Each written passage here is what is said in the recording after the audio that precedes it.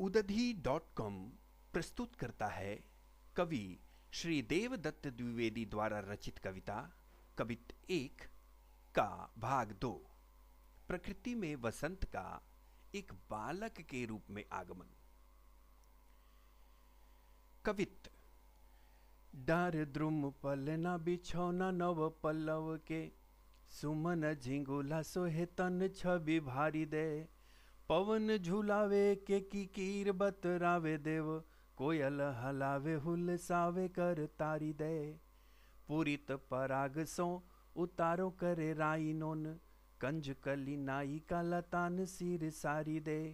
मदन महीप जू को बालक बसंत ताही, प्रातः ही जगावत गुलाब चटकारी दे। प्रातः ही जगावत गुलाब चटकारी दे। कवि देव ने लीक से हटकर कामदेव को महाराज और वसंत को कामदेव का पुत्र मानकर एक बालक राजकुमार के रूप में चित्रित किया है और समस्त प्राकृतिक उपादानों को बालक वसंत के लालन पालन में सहायक बताया है। कवि देव ने वसंत के आगमन की तुलना एक बालक के आगमन से करते हुए प्रकृति में होने वाले परिवर्तनों को बड़े ही अनोखे ढंग से अभिव्यक्त किया है। आइए देखते हैं प्रकृति में वसंत का एक बालक के रूप में आगमन। घर परिवार में किसी बच्चे के आगमन पर जैसे सबके चेहरे खिल जाते हैं, ठीक वैसे ही प्रकृति में वसंत के आगमन पर चारों ओर रौनक छा जाती है।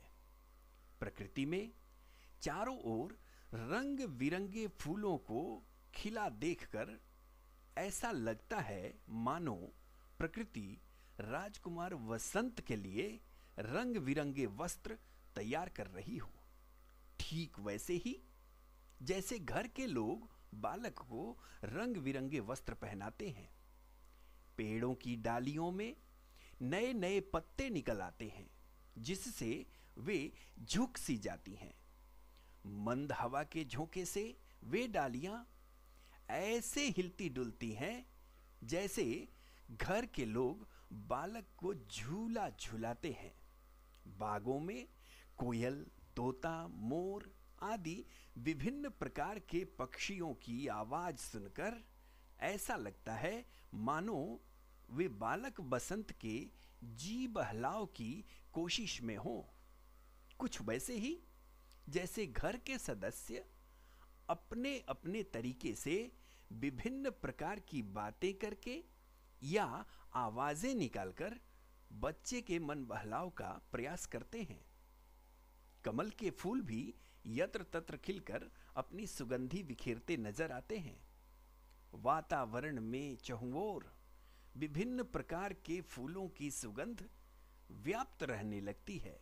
यूं लगता है जैसे घर की कोई बड़ी बूढ़ी राई और नून जलाकर किसी बच्चे को बुरी नजर से छुटकारा दिलाने का टोटका कर रही हो। वसंत ऋतु में सुबह सुबह जब गुलाब की कली चटक कर फूल बनती है, तब ऐसा जान पड़ता है जैसे बालक वसंत को बड़े प्यार से सुबह सुबह जगा रही हो। कुछ वैसे ही जैसे घर के सदस्य बच्चे के बालों में उंगली से कंघी करते हुए या कानों के पास धीरे से चुटकी बजाकर उसे बड़े प्यार से जगाते हैं ताकि वह कहीं रोने न लगे। सचमुच कवि देव ने परंपरा से हटकर वसंत का वर्णन किया है। हां, अंत में आपको एक बात बता दें, विस्तार के डर से विस्तार कहीं अधिक न हो जाए, बस इसलिए अगले वीडियो कवित 1 का भाग 1 में हम प्रकृति में वसंत के आगमन और घर में बालक के आगमन की व्याख्या करेंगे। कवित 2 तथा अन्य पाठों के वीडियो एवं प्रश्नोत्तर के लिए उदधी.com में आपका स्वागत है। धन्यवाद।